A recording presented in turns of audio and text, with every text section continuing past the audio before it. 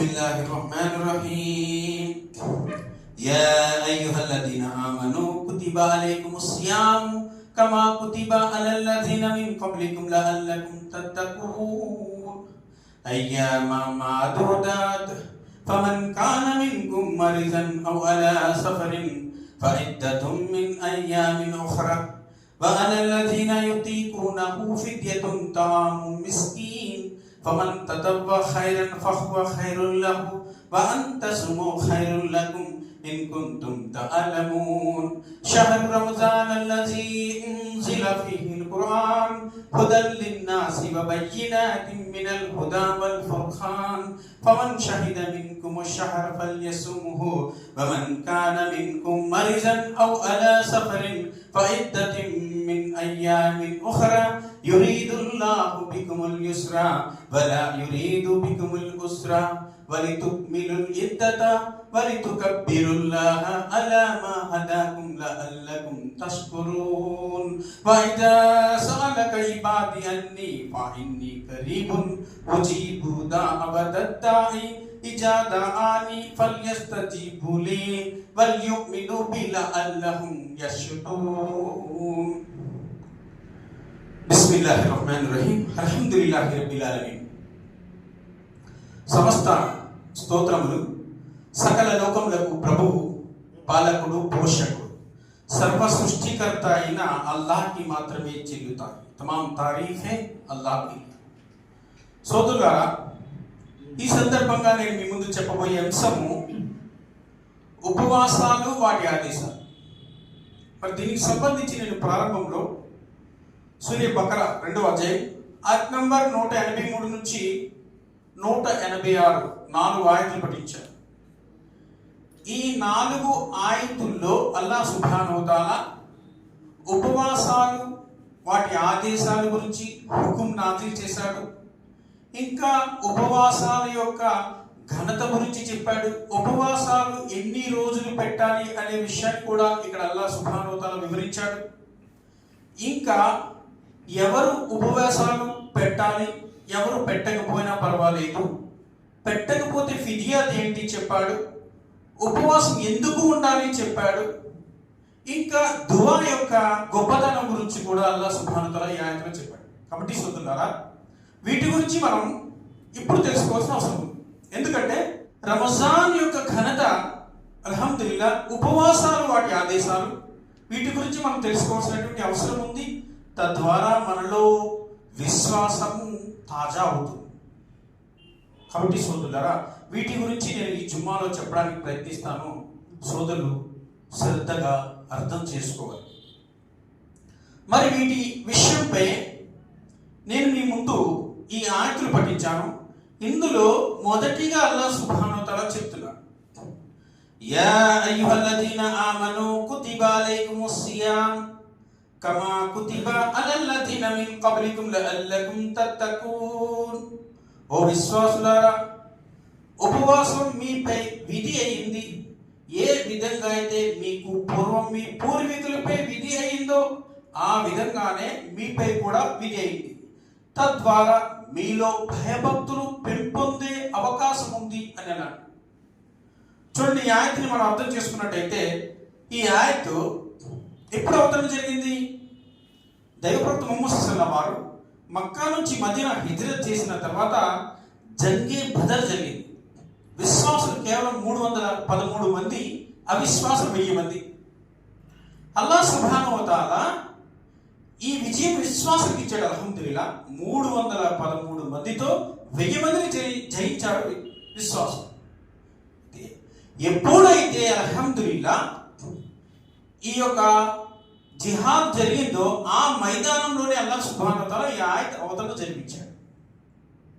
ఓ విశ్వాసులారా, ఉపవాసం మీపై విధి అయింది. అది రంజాన్ నెల. ఆ నెలలోనే అల్హమ్దులిల్లాహ్ ఖురాన్ అవతరణ జరిగింది. ఉపవాసం యొక్క అవతరణకు సంబంధించి అలా హుకుం కూడా వచ్చింది. మరి ఎప్పుడైతే ఈ ఆయత్ నాజిల్ జరిగిందో విశ్వాసులు వెంటనే ఉపవాసం పెట్టేశారు. ఆ మైదానంలో ఉండగానే, యుద్ధం నుంచి బయటికి రాగానే అల్లాహ్ సుబ్హానహు వ తఆలా వారిని ఇబాదత్ వైపుకి తీసుకొచ్చారు. అయితే ఇక్కడ మనం ఒక విషయాన్ని అర్థం చేసుకోవాలి. రోజా పెట్టడం అంటే మనం యాద్ చేయాలి, సహరీ చేయాలి, ఇవన్నీ ఉంటాయి కదా. ఇవి ఉపవాసం యొక్క విధానాలు. అయితే ఉపవాసం యొక్క విధానాల్లో ఇవి ఒకటే కాదు. మన యొక్క మాట, నడవడిక, ప్రవర్తన అన్నీ కూడా, యుద్ధాలు ఇవన్నీ ఆపడానికి కూడా ఉపవాసం అంటారు. ఇంకా భార్యతో సంభోగించడము, ఇంకా చెడు నడవడిక కలగడం, ఇవన్నీ కూడా ఆపడం ఉపవాసాల యొక్క విధి విధానాల్లోకి వస్తాయి. ఎప్పుడైతే ఆయత అవతరణ జరిగిందో అల్హమ్దులిల్లా, వెంటనే సహబాలు రోజా పెట్టేశారు, ఉపవాసం పెట్టేశారు. చూడండి సోదరులారా, ఈ ఉపవాసం యొక్క ఘనత. అయితే ఇక్కడ అల్లా చెప్పే విషయం ఏంటి? ఈ ఉపవాసం అనేది ఇప్పుడు కొత్తగా పెట్టింది కాదు, మీకు పూర్వం మీ పూర్వీకులపై కూడా విధి అయింది. అయితే దీన్ని మనం పరిశీలిస్తే హజరత్ ఆయిషా రలియల్లాహు అన్హా వారి యొక్క ఉల్లేఖనం ప్రకారం మనకు తెలిసే విషయం ఏమిటి అంటే, అప్పుడు దైవప్రవక్త ముహమ్మద్ వారు మక్కా నుంచి మదీనా వచ్చిన తర్వాత అక్కడ యూదులు రోజా పెట్టేవారు మొహర్రం యొక్క 10వ తారీఖు. ప్రవక్త ముహమ్మద్ సల్లల్లాహు వారు కూడా మొహర్రం యొక్క 10వ తారీఖు మూసా అలైహిస్సలాం మా సహచరులు అని చెప్పి రోజా పెట్టేవారు. ఆ ఉపవాసాలు ఉండేవి. ప్రవక్త ముహమ్మద్ సల్లల్లాహు వారు అంతిమ సమయాన సహచరులకు చెప్పారు ఏంటి అంటే, మీరు మొహర్రం యొక్క 2 రోజాలు పెట్టండి అని. అయితే ఎప్పుడైతే ఈ ఆయత అవతరణ జరిగిందో పూర్వపు ఉపవాసాలన్నీ నఫీల్ అయిపోయాయి. మీరు పెడితే పుణ్యం దొరుకుతుంది, లేకపోతే లేదు. కానీ ఈ ఉపవాసాలు అల్లాహ్ సుబ్హానహు వ తఆలా ఫరజ్గా ఉంచారు. కాబట్టి మీకు ఇష్టం ఉన్నా లేకున్నా తప్పకుండా ఈ ఉపవాసాలని మనం అమలు చేయవలసిందే, అందులో ఎలాంటి సందేహం లేదు. అయితే అల్లాహ్ సుబ్హానహు వ తఆలా ఇక్కడ చెప్తున్నాడు, ఈ ఉపవాసం యొక్క గొప్పతనం, ఫాయిదా ఏంటి అంటే, మీలో భయభక్తులు పెంపొందే అవకాశం ఉంది అంటాడు. అందుకే మీరు గమనించండి, రోజేదార్ రోజా ఉన్నంతసేపు కూడా అల్హమ్దులిల్లా సక్రమంగా మాట్లాడతాడు, 5 పూటల నమాజులు ఆచరిస్తాడు, ఖురాన్ పారాయణం చేస్తాడు, జికిర్ చేస్తూ ఉంటాడు, దువా చేసుకుంటూ ఉంటాడు, మంచిగా మాట్లాడతాడు, ఎవరితోని తగాదాలు పెట్టుకోడు, ఇంకా అబద్ధాలు ఆడడు. ఇంకా చాలా విషయాల్లో చాలా మార్పు, పరిపూర్ణమైనటువంటి ఒక భక్తుడు, అల్లాహ్ కా బందా ఏ విధంగా ఉంటాడో ఆ విధంగా ఉంటాడు. కారణం ఏంటి అంటే ఉపవాసం. ఉపవాసాలు భయభక్తులు జనించేలా చేస్తాయి, ఉపవాసం యొక్క గొప్పతనం. అందుకే అల్లాహ్ సుబ్హానహు వ తఆలా ఉపవాసాలు మీలో భయభక్తులు జనించేలా చేస్తాయి అంటాడు. చూడండి సోదరులారా, అయితే ఈ ఉపవాసాలు ఎన్ని రోజులు, దీని విధానాలు ఏంటి అనే విషయంపై అల్లాహ్ సుబ్హానహు వ తఆలా తర్వాత ఆయతులో చెప్తున్నాడు. అయ్యామ మఅదూదాత్, ఇది కేవలం కొన్ని రోజులు మాత్రమే అంటాడు. కొన్ని రోజులు లెక్క కట్టే కొన్ని రోజులు అంటాడు. ఏ విధంగా? ఈరోజు షాబాన్ 28 కదండి, రేపు మొదటి చాంద్ ఇన్షా అల్లా అలా దగ్గరిస్తే మనకు కనపడదు. మొదటి చాంద్ ఎలా ఉంటుంది? మొదటి చాంద్ చాలా సన్నగా ఉంటుంది. అసలు మనం చాలా జాగ్రత్తగా దాన్ని వెతకాలి. ఆకాశం చాలా సన్నగా ఉంటుంది. అది మొదటి తారీఖు, రంజాన్ యొక్క మొదటి తారీఖు. మరలా అదే స్థితికి రావడమే లెక్క కట్టం. అయ్యామ మఅదూదాతిన్ ఫమన్ కాన మిన్కుం మరిజన్ ఔ అలా సఫర్ ఫఇద్దతుం మిన్ అయ్యామిన్ ఉఖ్రా వఅలల్లదీన యుతీకునహు ఫిద్యతున్ తుఆము మిస్కీన్. అనారోగ్యంగా ఉండేవారు, సఫర్లో ఉండేవారు, ఉపవాసం పెట్టకపోయినా కానీ అల్లా ఇక్కడ ఫెసిలిటీ ఇస్తున్నాడు. పెట్టకపోయినా కానీ పర్వాలేదు, తర్వాత దినాలలో వాటిని మీరు పూర్తి చేయాలి. ఒకవేళ అది కూడా చేయకపోతే మీరు ఒక మిస్కీన్కి, ఒక గరీబ్కి ఫిదియత్ అంటే ఒక మిస్కీన్ కానీ గరీబ్ కానీ మీరు ఇఫ్తార్ తినిపించాలి, వారికి భోజనం పెట్టాలి, బీదలకు అన్నం పెట్టాలి అని అన్న స్పందనాడు. మరి ఎప్పుడైతే ఈ ఆయత అవతరణ జరిగిందో విశ్వాసంలో చాలా మందికి ఉపవాసం పెట్టే శక్తి ఉండి కూడా ఉపవాసం పెట్టేవారు కాదు. ఆ రోజుల్లో గరీబులు ఎక్కువగా ఉండేవారు కాబట్టి వారికి భోజనం తినిపించేసేవారు, ఇఫ్తార్ ఇచ్చేసేవారు. అయితే అల్లాహ్ సుబ్హానహు వ తఆలా తర్వాత ఈ ఆయతుని ఖండిస్తూ తర్వాత వాక్యం అవతరణ చేస్తున్నాడు. ఏంటి అంటే, మీరు ఉపవాసం పెట్టడం శ్రేయస్కరం, ఇది మీ కొరకే మేలు కలిగి ఉంది. షహరు రంజాన్ అల్లజీ ఉన్జిల ఫీహిల్ ఖురాన్ హుదల్ లిన్నాసి వ బయ్యినాతిన్ మినల్ హుదా వల్ ఫుర్ఖాన్ ఫమన్ షహిద మిన్కుమ్ షహర ఫల్యస్ముహు. అలా ఇక్కడ చాలా క్లియర్గా చెప్తున్నాడు. ఏం చెప్తాడు? రమజాన్ నెలలో ఖురాన్ అవతరణ జరిగింది, ఇది సమస్త మానవుల కొరకు మార్గదర్శకం. ఇందులో సత్య అసత్యాలను విడగొట్టేటువంటి ఫుర్ఖాన్ గీటురాయిది ఖురాన్. కాబట్టి ఎవరైతే ఈ నెలను చూస్తారో వారు తప్పకుండా ఉపవాసాలు ఉండాలి అని అల్లాహ్ ఇక్కడ హుకుం నాజిల్ చేశాడు. చూడండి సోదరులు, కాబట్టి ఇక్కడ సత్యం ఉండి నేను వారికి ఇఫ్తార్ తినిపించేస్తాను, వారికి బీదలకు అన్నం పెట్టేస్తానంటే కాదు. సత్యం ఉన్నవాడు ప్రతి ఒక్కడు తప్పకుండా ఉపవాసం ఉండాలి. ఇక్కడ అల్లాహ్ హుకుం నాజిల్ చేశాడు. అసలు ఎందుకు ఉండాలి అనే విషయాన్ని కూడా అల్లాహ్ ఇక్కడ చెప్పాడు. ఏంటి? రమజాన్ నెలలో మేము ఖురాన్ అవతరణ జరిపించాం, ఇది సమస్త మానవుల కొరకు మార్గదర్శకం. సత్య అసత్యాలను విడికొట్టే ఫుర్ఖాన్ హిటురాయి. చూడండి, ఖురాన్ కనుక అవతరణ జరగకపోతే అప్పటికి గ్రంథాలు ఎలా ఉన్నాయంటే సత్యమేదో అసత్యమేదో తెలియని పరిస్థితులు ఉన్నాయి. మొత్తం కలగా పులుగుమైపోయి మనకి సత్యం ఏదో తెలియదు, అసత్యం ఏదో తెలియదు, మనకి ధర్మం ఏదో తెలియదు, అధర్మం ఏదో తెలియదు, మనం ఏ విధంగా జీవించాలో తెలియదు, ఏ విధంగా జీవించకూడదో తెలియదు, అల్లాహ్ మార్గం ఏదో తెలియదు, శైతాన్ మార్గం ఏదో తెలియదు. మనకి షరియత్ అనేది లేదు, ఉండదు. ఖురాన్ అవతరణ జరగకపోతే విధానాలు ఉండవు. మనం ఏ విధంగా జీవించాలి, వివాహాల విషయాల్లో ఎలా ఉండాలి, జనాజాల విషయాల్లో ఎలా ఉండాలి, బంధుత్వ సంబంధాల్లో ఎలా ఉండాలి, ఒకరికి ఇచ్చుకునే హక్కుల్లో ఎలా ఉండాలి, ఏమీ ఉండవు.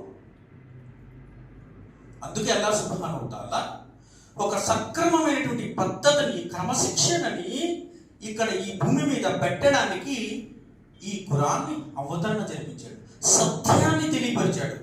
ఇందులో పూర్వపు గ్రంథ ప్రజలు ఏ విధంగా అయితే గుమ్రా అయిపోయారో, సత్యం అసత్యం తీసుకొచ్చి పెట్టారో, ఇది అసత్యము అని అల్లాహ్ సుబ్హానహు వ తఆలా ఖురాన్ అవతరణ జరిపించి విడగొట్టాడు.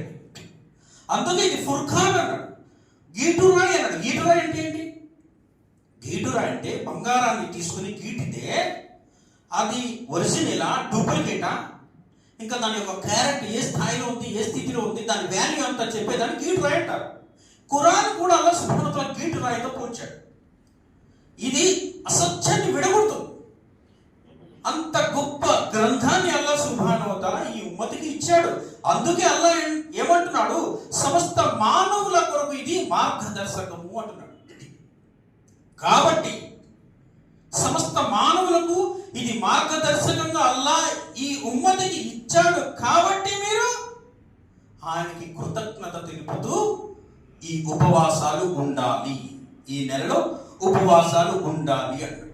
అయితే చూడండి, అల్లాహ్ సుబ్హానహు వ తఆలా ఈ ఆయత్ ఫల్యస్ముహు అక్కడ వరకు నాజిల్ చేసి వదిలేసాడు అనుకోండి, ఈ యొక్క మనము చాలా ఇబ్బందుల్లో పడవలసి ఉంటుంది, చాలా ఇబ్బంది ప్రాబ్లమ్స్ ఫేస్ చేయాల్సి వచ్చింది. అల్లాహ్ సుబ్హానహు వ తఆలా చాలా కరుణామయుడు. ఈ ప్రజల యొక్క పరిస్థితులన్నీ అల్లాహ్కి తెలుసు. అందుకే అల్లాహ్ సుబ్హానహు వ తఆలా తర్వాత వాక్యంలో అంటున్నాడు, ఫల్యస్ముహు వమన్ కాన మిన్కుమ్ మరీజన్ ఔ అలా సఫరిన్ ఫఇద్దతుం మిన్ అయ్యామిన్ ఉఖ్రా యురీదుల్లాహు బికుముల్ యుస్రా వలా యురీదు బికుముల్ ఉస్రా. అల్లాహ్ ఏమంటున్నాడు? అనారోగ్యంతో ఉండేవారు, సఫర్లో ఉండేవారు ఉపవాసం ప్రస్తుతం పెట్టకపోయినా కానీ తర్వాత దినాల్లో మీ ఆరోగ్యం బాగుపడ్డాక, మీరు మీ స్వగ్రామాలకు చేరుకున్నాక మీరు ఉపవాసం పెట్టండి, దాన్ని పూర్తి చేయండి. అయితే అనారోగ్యంతో ఉండేవారు అనే దానిపై ఎవరు ఉండాలి, ఎవరు ఉండకూడదు? దైవభక్తి హదీసులు మనం చూసినట్టయితే శాశ్వతమైనటువంటి అనారోగ్యం ఉండేవారు ఉపవాసాలు పెట్టవసరం లేదు. అంటే సక్రాత సమయంలో ఉండేవారు, బాగా వయోవృద్ధులు, పిల్లలు ఉపవాసం పెట్టకూడదు, పెట్టవసరం లేదు. ఒకవేళ పిల్లలు వాళ్ళు సంతోషంగా పెడితే పెట్టచ్చు, హదీసులు అలా ఉన్నాయి. కానీ వారిపై విధి లేదు. వయోవృద్ధులపై విధి లేదు, ఇంకా గర్భంతో ఉండే వారిపై విధి లేదు, బాలింతలపై విధి లేదు. వాళ్ళు వాళ్ళ యొక్క స్థితి దాటిన తర్వాత ఉపవాసం పెట్టాలి. ఎవరు? స్త్రీ. చూడండి సోదరులారా, స్త్రీలు హైద్ రోజులు ఉన్నాయి కదా, హైద్ రోజులు అంటే నెలసరి రోజు, నమాజ్ మాఫీ ఉంది, తర్వాత అవసరం లేదు హైద్ రోజుల్లో. కానీ హైద్ రోజులు దాటిన తర్వాత మాత్రం హైద్ రోజుల్లో ఉపవాసం, అప్పటికి మాఫీ. హైద్ రోజులు దాటిన తర్వాత మరలా ఉపవాసాలు పూర్తి చేయాలి. ఉపవాసాల్లో ఎలాంటి మినహాయింపు లేదు. ఇక్కడ అల్లాహ్ సుబ్హానహు వ తఆలా నమాజ్ గురించి వదిలేయని చెప్తున్నాడు ఇక్కడ స్త్రీలకి, కానీ ఉపవాసాల్లో మినహాయింపు లేదు. అంటే ఉపవాసం ఎంత అల్లాహ్ సుబ్హానహు వ తఆలా ఏ విధంగా దీన్ని హుకుం అవతరం జరిపించాడో ఆలోచన చేస్తున్నాడు. కాబట్టి ఇక్కడ అర్థం చేసుకోవాల్సిన విషయం ఏమిటంటే, ఈ అనారోగ్యం అనే విషయంపై ఉలమా చెప్తున్నారు, శాశ్వత అనారోగ్యము అంటే వారు టైంకి ఫుడ్ తినకపోతే ప్రమాదం అనేవారు వారిపై విధి లేదు. అయితే ఇప్పుడు మనం ప్రస్తుత సమాజంలో పరిశీలించినట్టే చాలా మందికి అనారోగ్యం ఉంది కదా, థైరాయిడ్లు, షుగర్లు, చాలా రకాల జబ్బులు ఉన్నాయి. అయితే షుగర్ ఉందనుకోండి, ఉదాహరణకి ఉలమా చెప్పే మాట, టాబ్లెట్తో ఆగేవాళ్ళు ఉంటారు, ఇన్సులిన్ పేషెంట్లు ఉంటారు. ఇన్సులిన్ పేషెంట్లు ఉన్నారనుకోండి, వారి గంటకి ఏదో తినాలి, లేదంటే ప్రాణానికి ప్రమాదం. ఎందుకంటే వాళ్ళు ఇన్సులిన్ పేషెంట్ కాబట్టి ఉదయం సాయంత్రం అలా 2 పూటలు ఇన్సులిన్ చేసుకునే వాళ్ళు ఉంటారు. వారి యొక్క బీమారు వేరేగా ఉంటుంది కదా. అయితే ట్యాబ్లెట్ వేసుకుని కంటిన్యూషన్ చేసి యవ్వనం జవానీతో ఉండేవాళ్ళు, బలం ఉండేవాళ్ళు ఉన్నారు. అయితే నాకు షుగర్ అని చెప్పి మానేస్తే వారిపై విధి లేదు, వారిపై విధి లేదు. ఏంటి? ఉపవాసం మానేసే విధి లేదు, ఉపవాసాన్ని ఖచ్చితంగా పెట్టాలి. ఎందుకంటే వారికి బలం ఉంది.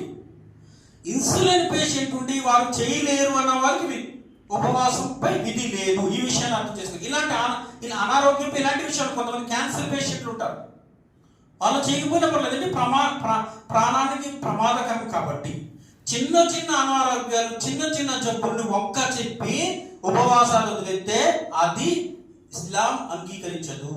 ఈ విషయాన్ని అర్థం చేసుకోవాల్సిందిరా. అయితే ఇక్కడ చూడండి, అల్లాహ్ సుబ్హానహు వ తఆలా ఏం చెప్తున్నాడు? అనారోగ్యంతో ఉండేవారు, సఫర్లో ఉండేవారు, వారి యొక్క స్థితి దాటిన తర్వాత ఉపవాసాలు పెట్టాలి.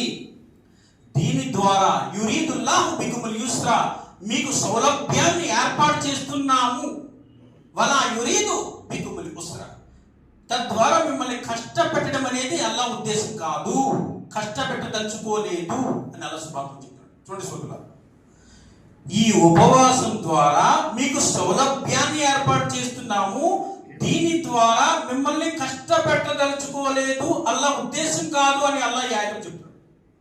ఉపవాసం ద్వారా సౌలభ్యం ఏంటి? ఎప్పుడైనా ఆలోచన చేశారా? ఉపవాసం అల్లాహ్ సౌలభ్యం అంటున్నాడు. ఎలా? ఇది పరిశీలించండి. ఉపవాసం పెట్టేవాడిని అల్హమ్దులిల్లాహ్ రోజేదారిని అల్లాహ్ ఇష్టపడతాడు. రోజేదారికి భయభక్తులు జనిస్తాయి, భయభక్తులతో మన ఆచరణలు సక్రమంగా ఉంటాయి, మనలో విశ్వాసం పెరుగుతుంది, తాజా అవుతుంటుంది. భయభక్తులు పెరగడం వల్ల అల్లాహ్ సుబ్హానహు వ తఆలా యొక్క కారుణ్యం మనపై ఉంటుంది, మన సంతానంపై ఉంటుంది, మన ఖాందానంపై ఉంటుంది. అల్హమ్దులిల్లాహ్ మనం హదీసులను పరిశీలిస్తే మూసా అలైహిస్సలాం వారి యొక్క దలీల్ ప్రకారం భయభక్తులు గల వారి యొక్క తల్లిదండ్రుల యొక్క పిల్లలు ఉన్నారు కదా, తల్లిదండ్రుల యొక్క సంపదని అల్హమ్దులిల్లాహ్ అల్లాహ్ రక్షిస్తాడు, వారి పిల్లలకు చేర్పిస్తాడు. ఏంటి? భయభక్తులు గల వారికి అనేక ఉపయోగాలు ఉన్నాయి. తౌబా స్వీకరిస్తాడు అల్లాహ్, క్షమాభిక్ష పెడతాడు, మన దువా కుబూల్ చేస్తాడు. అల్హమ్దులిల్లాహ్ చాలా ఉన్నాయి. అల్లాహ్ ఖురాన్ అన్నాడు, వసారిఉ ఇలా మగ్ఫిరతిన్ మిర్ రబ్బికుమ్ వ జన్నాతిన్ అర్ద్ అస్-సమావాతి వల్ అర్ద్ ఉఇద్దతు లిల్ ముత్తఖీన్. మీరు క్షమాభిక్ష వైపుకి, ఆ స్వర్గం వైపుకి పరిగెత్తండి. అల్లాహ్ భూమి ఆకాశాలంత వెడల్పు గల స్వర్గము భయభక్తులు గల వారి కోసమే తయారు చేసి ఉంచాడు అంటాడు. చూడండి, ఇక్కడ ఏం చెప్పబడింది? క్షమాభిక్ష దొరుకుతుంది, స్వర్గం దొరుకుతుంది. భయభక్తులు అల్హమ్దులిల్లాహ్ ఆ స్వర్గానికి చేరేలా చేసింది. ఇవన్నీ ఉపవాసం ద్వారా సౌలభ్యం అవుతాయి. ఉపవాసం ద్వారా భయభక్తులు జనిస్తాయి కాబట్టి. సోదరులారా, ఈ విషయాన్ని అర్థం చేసుకోవాలి. ఇక మనం పరిశీలిస్తే ఉపవాసం ద్వారా అల్హమ్దులిల్లా మన బాడీలో అనేక రకాల చేంజింగ్ మారుతాయి, అనేక రకాల చేంజ్ వస్తుంది.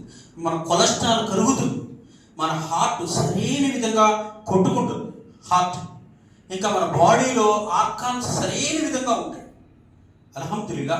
ఎందుకంటే ప్రతిరోజు ఫుడ్ తినేవాడికి ఆ సమయం అయ్యేటప్పుడు ఆకలిస్తుంది కదా. ఆకలి వేసినప్పుడు మన శరీరం, మన కొలెస్ట్రాల్లో ఉండేటువంటి ఏదైతే ఆకలి తీర్చే కణాలు ఉన్నాయో అవి బయటకు వచ్చి ఆకలి కోసం అరుస్తూ ఉంటాయి కదా. అప్పుడు రోగ నిరోధక శక్తి కణాలు ఏమైతే ఉన్నాయో వాటిని తింటాయి. తద్వారా మన బాడీ నుండి కొలెస్ట్రాల్ కరుగుతుంది. అల్హమ్దులిల్లా ఫుల్ హెల్తీ అవుతారు. శాస్త్రజ్ఞులు చెప్పే మాట ఇది. కాబట్టి సోదరులారా, ఉపవాసం అల్హమ్దులిల్లా ఎంతో సౌలభ్యం ఉంది, ఎంతో సౌలభ్యం ఉంది. దీన్ని వదిలేస్తే వారు గుమ్మరైపోతారు, రుజుమార్గం తప్పిపోతారు. అయితే గ్రహించండి సోదరులారా, ఉపవాసం యొక్క ఘనత ఏంటి? ఉపవాసం యొక్క ఘనత ఏంటి అంటే, దైవప్రవక్త ముహమ్మద్ సల్లల్లాహు అలైహి వసల్లం హదీసులు, అనేక హదీసులు ఉన్నాయి. ఒక హదీస్ మీ ముందు వివరిస్తాను చూడండి. ఏ వ్యక్తి అయితే ధర్మనిష్టతతో, ఆత్మ పరిశీలనతో, పరలోక ప్రతిఫలాపేక్షతో రమజాన్ రోజాలు పాటిస్తాడో అతను పూర్వం చేసిన పాపాలను అల్లాహ్ మన్నించి వేస్తాడు. చూడండి సోదరులారా, ఏ వ్యక్తి అయితే పుణ్య ఫలాపేక్షతో ఉపవాసం పాటిస్తాడో అల్లాహ్ సుబ్హానహు వ తఆలా అతని యొక్క పూర్వపు పాపాలను మన్నించేస్తాడట. చూడండి ఉపవాసం యొక్క ఘనత. ఇంకా ప్రవక్త ముహమ్మద్ సల్లల్లాహు అలైహి వసల్లం చెప్తున్నారు, అల్లాహ్ మనపై విధించిన విధిని మనం పూర్తి చేసిన వారు అవుతాం. ఇస్లాం యొక్క విధులు 5 విధులు ఉన్నాయి కదా మనలో. ఒకటి రోజా, దీన్ని అమలు చేసిన వారి అవుతాం. ఇంకా ఉపవాసం, రోజా అనేది అల్హమ్దులిల్లా ఈ ప్రపంచపు వాంఛల నుండి పరలోకంలో నరకం నుండి రక్షించే డాలుగా పనిచేస్తుంది అన్నారు దైవప్రవక్త ముహమ్మద్ సల్లల్లాహు అలైహి వసల్లం. ఇహలోకంలో ప్రాపంచిక వ్యామోహాల నుంచి, పరలోకంలో నరకాగ్ని నుండి రక్షించే డాలు, రక్షణ కవచంలాగా పనిచేస్తుంది ఈ రోజా. చూడండి సోదరులారా, అందుకే ప్రవక్త ముహమ్మద్ సల్లల్లాహు అలైహి వసల్లం అన్నారు, యవ్వనం వచ్చేసరికి మీరు వివాహాలు చేసుకోండి, యవ్వనస్తులు వివాహాలు చేసుకోండి అన్నారు. అయితే వివాహం చేసుకోలేని చేసుకునే స్తోమత లేకపోతే రోజా పెట్టండి. ఎందుకంటే రోజా అనేక వ్యామోహం నుంచి ఆపుతుంది. అల్హమ్దులిల్లా, అంత గొప్ప ఘనత రోజా ఉంది. చూడండి సోదరులు, ఇంకా చెప్పబడి ఉంది, ఉపవాసం వల్ల అనేక పుణ్యాలు లభిస్తాయి. అనేక పుణ్యాలు ఉపవాసం వల్ల, చాలా పుణ్యాలు. చూడండి సోదరులారా, రమజాన్ నెలలో ఉపవాసం పాటిస్తూ ఒక్క నమాజును ఆచరిస్తే దైవప్రవక్త ముహమ్మద్ వారు ఏం చెప్పారు? 70 నమాజుల యొక్క స్వభావం మీకు దొరుకుతుంది అన్న. ఒక్క నమాజ్, ఒక్క ఫరజ్ నమాజ్. మామూలు రోజుల్లో ఒక్క ఫరజ్ నమాజ్ చదివితే 10 నమాజుల యొక్క పుణ్యం దొరుకుతుంది. రమజాన్లో 70 నమాజుల యొక్క పుణ్యం దొరుకుతుంది. ₹1 అల్హమ్దులిల్లా 70 రూపాయల యొక్క పుణ్యం దొరుకుతుంది. అందుకే ఎక్కువ మంది రంజాన్లోనే ఏం చేస్తారండి? జకాత్ తీస్తారు, ఇంకా సదకా చేస్తారు. ఇంత ఎక్కువ పుణ్యాలు పొందడం కోసం ఆ యొక్క ఘనత ఈ నెలలో ఉంది. ఖురాన్ తెరిచి మీరు ఒక్క అలీఫ్ చదవండి, 10 పుణ్యాలు. అంటే ఖురాన్లో ఎన్ని అక్షరాలు ఉన్నాయి, ఎన్ని పుణ్యాలు, అంతూ చెప్పలేని పుణ్యాలు మనకు దొరుకుతాయి. అల్హమ్దులిల్లాహ్, ఉపవాసం యొక్క ఘనత, రమజాన్ యొక్క ఘనత. ఇంకా ప్రవక్త ముహమ్మద్ సల్లల్లాహు అలైహి వసల్లం అన్నారు, రోజా పాటించే వ్యక్తి 2 సందర్భాల్లో సంతోషిస్తాడు. ఒక సందర్భము ఇఫ్తార్ సమయం, 2వ సందర్భము అల్లాహ్ యొక్క దర్శన భాగ్యం. అంతిమ దినాన అల్లాహ్ యొక్క దర్శన భాగ్యం, దీదార్ సమయంలో అల్హమ్దులిల్లాహ్ ఏంటి సంతోషిస్తాడు, అమితంగా సంతోషిస్తాడు అన్నారు. ఇంకా ప్రవక్త ముహమ్మద్ సల్లల్లాహు అలైహి వసల్లం అన్నారు, ఉపవాసం పాటించేవాడి నోటి నుంచి కస్తూరి యొక్క సువాసన, అంబర్ అంటే సువాసన వస్తుంది. అల్లాహ్ సుబ్హానహు వ తఆలా అంతగా అమితంగా ఇష్టపడతాడు అన్నారు ప్రవక్త ముహమ్మద్ సల్లల్లాహు అలైహి వసల్లం. ఇంకా ప్రవక్త ముహమ్మద్ సల్లల్లాహు అలైహి వసల్లం అన్నారు, రోజేదారికి రయ్యాన్ అనే ద్వారం ఉంది అన్నారు. స్వర్గానికి 8 ద్వారాలు ఉన్నాయి కదా, అందులో ఒక ద్వారం పేరు రయ్యాన్.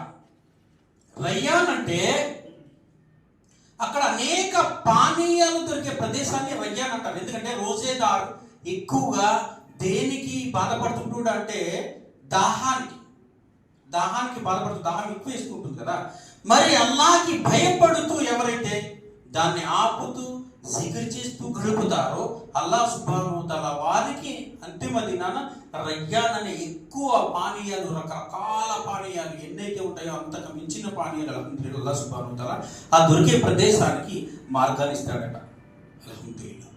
ఇది ఉపవాసం యొక్క ఘనత. ఇంకా ప్రవక్త ముహమ్మద్ సల్లల్లాహు అలైహి వసల్లం చెప్తున్నారు, రోజా యొక్క ఘనత ఏంటంటే తనను పాటించిన వారి కొరకు ఈ రోజా అంతిమ దినాన ఆ అల్లాహ్తో సిఫారసు చేస్తుంది అన్నారు.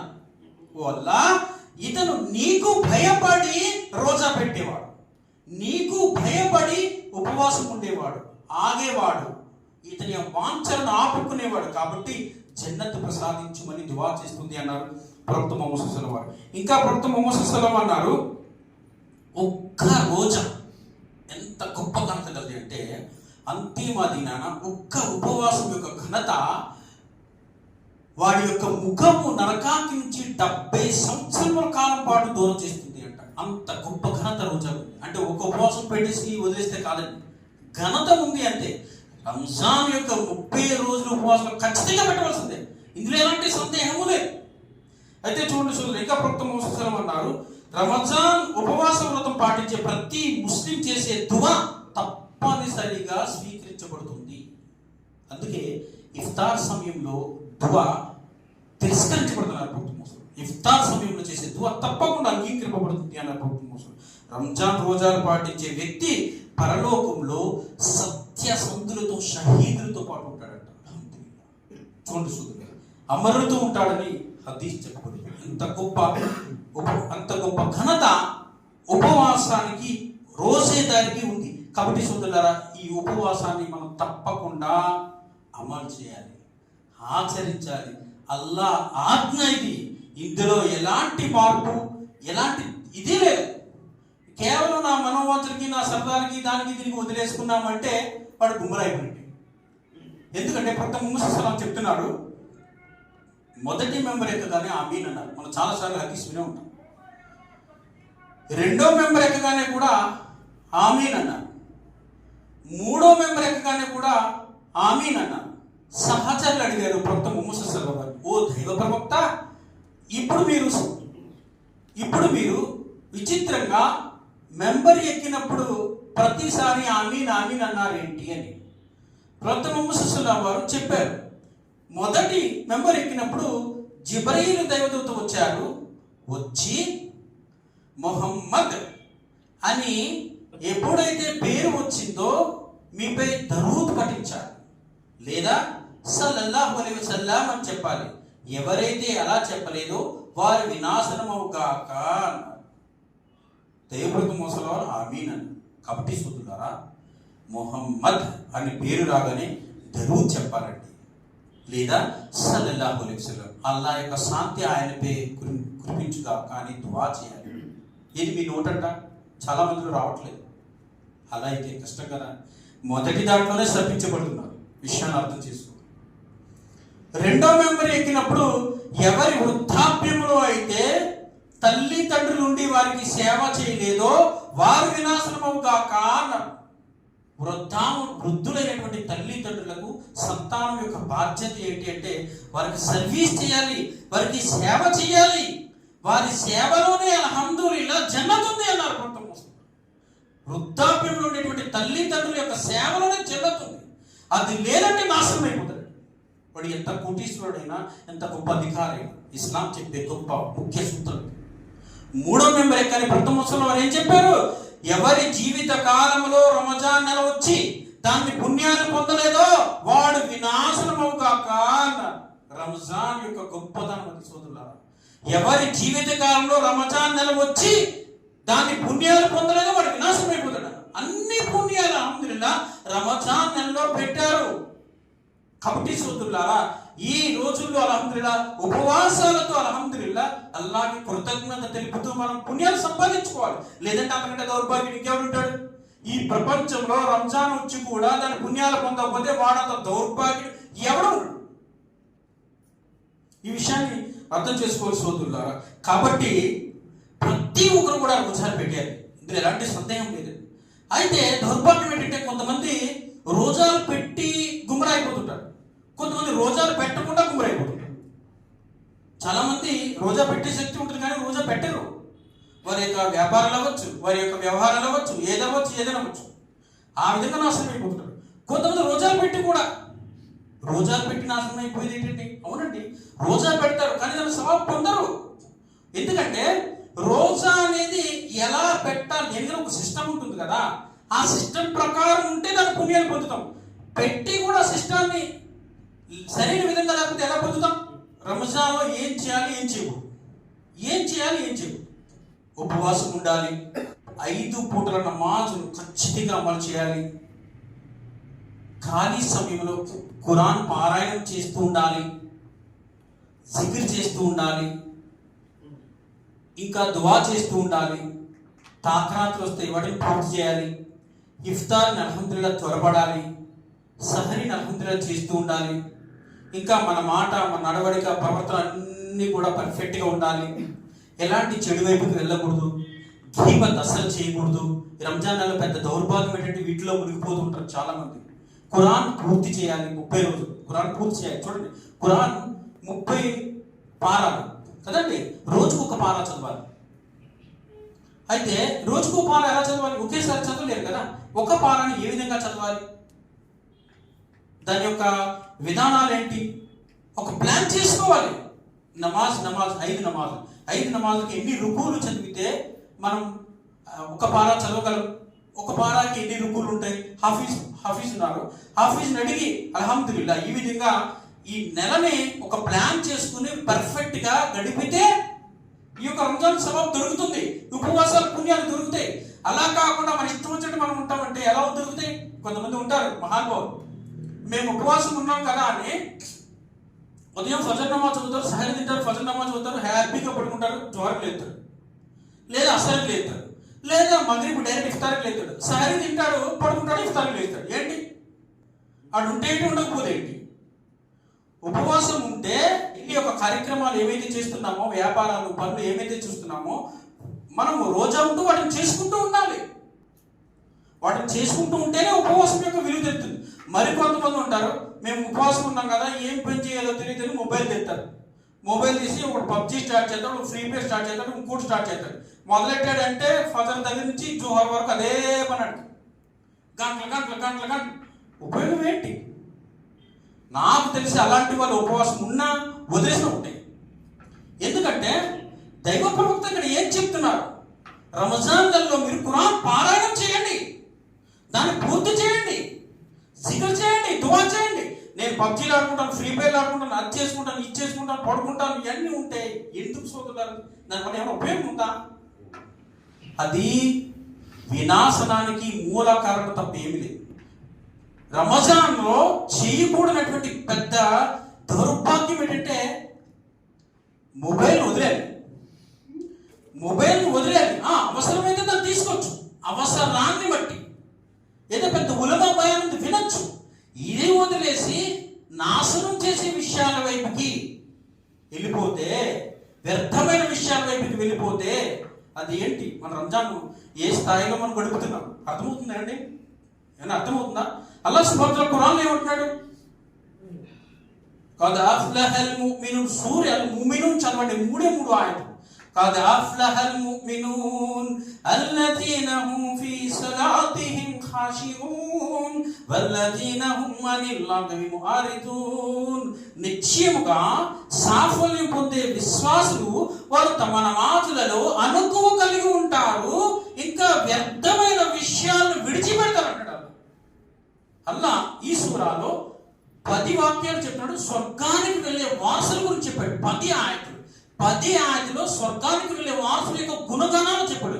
అందులో మొదటి గుణం ఏంటంటే నమాజులలో అనుకువ కలిగి ఉంటారు, భయభక్తులు కలిగి ఉంటారు. ఏదో నమాజ్ చదివేసామని వాళ్ళతో పాటు మనం చదివేసామంటే కాదండి. అల్లా చూస్తున్నాడు అనే భయంతో నమాజ్ చదవాలి. ఒకటి. రెండోది, వ్యర్థమైన విషయాలు, వేస్ట్ మాటలు, వ్యర్థమైనది, దీనివల్ల ఎలాంటి ఉపయోగం లేదు, ఫిత్నా వస్తుంది, గీబత్ అవుతుంది. ఈ విషయాన్ని వదిలేయాలండి, వ్యర్థాన్ని వదిలేయాలి. మొబైల్లో వచ్చే ప్రతి దాన్ని చూసుకుంటూ ఉండే దాన్ని వదిలేయాలి. సంపూర్ణమైన భక్తుడిగా అల్లాహ్ బందాగా జీవితాన్ని గడపాలి. అల్హమ్దులిల్లాహ్, ఈ నెలలో అల్లాహ్ సుబ్హానహు వ తఆలా ఇష్టపడే విధంగా మనం గడిపితే ఈ యొక్క పుణ్యాలు మనం పొందుతాయి.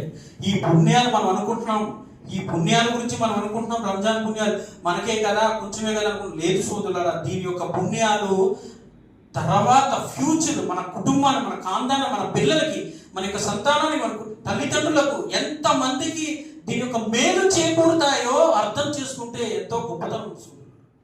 కాబట్టి సోదరులారా, నేను చెప్పే విషయం మీకు అర్థమైంది అనుకుంటున్నాను. చివరిసారిగా నేను ఒక ఆయత్ పఠించి నా ప్రసంగాన్ని ముగిస్తాను. అల్లాహ్ సుబ్హానహు వ తఆలా ఖురాన్లో ఈ ఆయతులోనే చెప్తున్నాడు, వా ఇజా సఅలక ఇబాది అన్ని ఫా ఇన్ని కరీబున్ ఉజీబు దఅవతద్దాయి ఇజా దఅని ఫల్యస్తజీబు లి వల్ యుమిను బిలఅల్లహుం యష్కురున్. అల్లాహ్ ఏమంటున్నాడు అంటే ఈ ఆయతులో, ఓ దైవ ప్రవక్త, పిలిచేవాడి పిలుపు నా దాసులు నా గురించి అడిగితే నేను వారికి అత్యంత సమీపంలోనే ఉన్నానని, పిలిచేవాడు నన్ను ఎప్పుడు పిలిచినా నేను అతని పిలుపును ఆలకించి ఆమోదిస్తానని నువ్వు వారికి చెప్పు. కాబట్టి వారు కూడా నా ఆదేశాన్ని శిరసావహించాలి, నన్ను విశ్వసించాలి. ఈ విషయం నీవు వారికి తెలియజేయి, తద్వారానే వారు సన్మార్గ భాగ్యం పొందగలుగుతారు అన్నాడు. రమజాన్ యొక్క ఆదేశాల గురించి చెబుతూ అల్లాహ్ ఇక్కడ దువా యొక్క ప్రాముఖ్యత చెప్పాడు. దువా చాలా ప్రధానమైనది. అల్హమ్దులిల్లాహ్, అల్లాహ్ సుబ్హానహు వ తఆలా ఇక్కడ చెప్తున్నాడు, అత్యంత సమీపంలో ఉన్నాను. దాసుడు యొక్క అత్యంత సమీపంలో అల్లాహ్ ఉన్నాడు. నువ్వు అల్లాహ్ని అడగడమే. అల్హమ్దులిల్లాహ్, అల్లాహ్ సుబ్హానహు వ తఆలా వాటిని మీకు ఇచ్చేస్తాడు మీరు అల్లాహ్ని అడిగితే. అల్లాహ్ని అడగకుండా నేను వారిని అడుగుతాను, వీరిని అడుగుతాను, అక్కడికి వెళ్తాను, ఇక్కడికి వెళ్తానంటే అది గుమ్రాకయ్యే మార్గం తప్ప ఏమీ లేదు. కాబట్టి సోదరులారా, అల్లాహ్ సుబ్హానహు వ తఆలా ఖురాన్లో ప్రకటిస్తున్నాడు, నువ్వు నన్ను అడుగు, నేను నీకు ఇస్తాను. అయితే ఇక్కడ ఆప్షన్ అల్లాహ్ ఏం చెప్తున్నాడు? ఇక్కడ అల్లాహ్ సుబ్హానహు వ తఆలా నా ఆదేశాన్ని శిరస వహించాలి, నన్నే విశ్వసించాలి. అల్లాహ్ ఆదేశం ఏంటండి? లా ఇలాహా ఇల్లల్లాహ్ ముహమ్మదుర్ రసూలుల్లాహ్. ప్రధానమైన ఆదేశం ఇది కదా. అల్లాహ్ తప్ప మరొక ఆరాధ్యుడు ఎవడూ లేడు. ఇయ్యాక నఅబుదు వ ఇయ్యాక నస్తഈన్. ఓ అల్లాహ్, నేను నిన్నే అడుగుతున్నాను, నిన్నే సహాయం అర్థిస్తున్నాను, నిన్నే అని అన్న తర్వాత అల్లాహ్ని వదిలి నువ్వు వేరే ఒకరిని కూడా అడిగేవనుకో, నువ్వు కూడా అంటూ అని మస్జిద్ నుంచి బయటికి వెళ్ళి అడిగేవనుకో, నువ్వు కల్తీ చేసినట్టే. నీ యొక్క దువాలో కల్తీ చేసేవాడి యొక్క దువా అల్లాహ్ అంగీకరించడు. ఈ విషయం అర్థం చేసుకోవాలి. దువా అంగీకరించడానికి కొన్ని షరతులు ఉంటాయండి. చాలా మంది దువా చేస్తుంటారు కానీ అవి అంగీకరింపబడవు. షరతులు ఏంటి తెలుసా? మనం అడిగే దువా నిజభావం కలిగి ఉండాలి, వాస్తవంగా ఉండాలి, వినయం వినమ్రత ఉండాలి. ఆ యొక్క దువాలో పరిపూర్ణ ఇఖ్లాస్ ఉండాలి నీలో. అల్లాహ్ సుబ్హానహు వ తఆలా తప్పకుండా అంగీకరిస్తాడు. ఇంకా మన యొక్క కడుపు ఉంది కదా, అక్రమ సంపాదనతో పొట్ట నింపుకుంటే వాడి యొక్క దువా అంగీకరింపబడుతూ అన్నారు ప్రవక్త ముహమ్మద్. కాబట్టి హలాల్ సంపాదనతోనే అల్హమ్దులిల్లాహ్ నీ యొక్క శరీరం పెరగాలి, నీ పొట్ట పెరగాలి. అల్లాహ్ సుబ్హానహు వ తఆలా అప్పుడు దాన్ని అంగీకరిస్తాడు. అక్రమ సంపాదన నాకు దొరికింది కదా అని దోచుకుంటూ అల్లాహ్తో నేను దువా చేస్తున్నాను, అంగీకరింపబడుతులేదంటే అది అంగీకరింపబడదు. చూడండి సోదరులారా, ఈ విధంగా మన యొక్క జీవితం గడిపితే, రంజాన్ నెల యొక్క లైఫ్ ని మనం ఈ విధంగా నెలంతా గడిపితే అల్హమ్దులిల్లాహ్ అల్లాహ్ సుబ్హానహు వ తఆలా ఏవైతే ప్రకటించాడో వాటిని మనం పొందగలుగుతాము. ఆ ఉపవాసాల యొక్క స్వాబు దొరుకుతుంది, రంజాన్ యొక్క స్వాబు దొరుకుతుంది. అల్హమ్దులిల్లాహ్ ఇంకా అల్లాహ్ సుబ్హానహు వ తఆలా ఖురాన్లో దీని యొక్క గంట గురించి చాలా చోట్ల చెప్పాడు. అల్హమ్దులిల్లాహ్ ఇవన్నీ కూడా మనకు దొరుకుతాయి. కాబట్టి నేను అల్లాహ్తో దువా చేస్తున్నాను వల్ల ఏ విషయాలు అయితే ఇక్కడ నేను చెప్పడం జరిగిందో దీనిపై జ్ఞానాన్ని హాసిల్ చేసి ఆచరణ చేసే భాగ్యాన్ని ప్రసాదించము ఆమీన్. మరియు రంజాన్ యొక్క నెలని మా యొక్క తఖ్దీర్లో ఉండే భాగ్యాన్ని ప్రసాదించము. ఇంకా రంజాన్ యొక్క 30 రోజులు కూడా మేము ఉపవాసం పాటించే భాగ్యాన్ని ప్రసాదించము. ఉపవాసం పాటించేటువంటి శక్తి మాకు ప్రసాదించము. ఆమీన్ తుమ్ ఆమీన్. వా ఆఖిర్ దావనా అల్హమ్దులిల్లాహి రబ్బిల్ ఆలమీన్. రబ్బనా తకబ్బల్ మిన్నా ఇన్నక అంత సమీఉ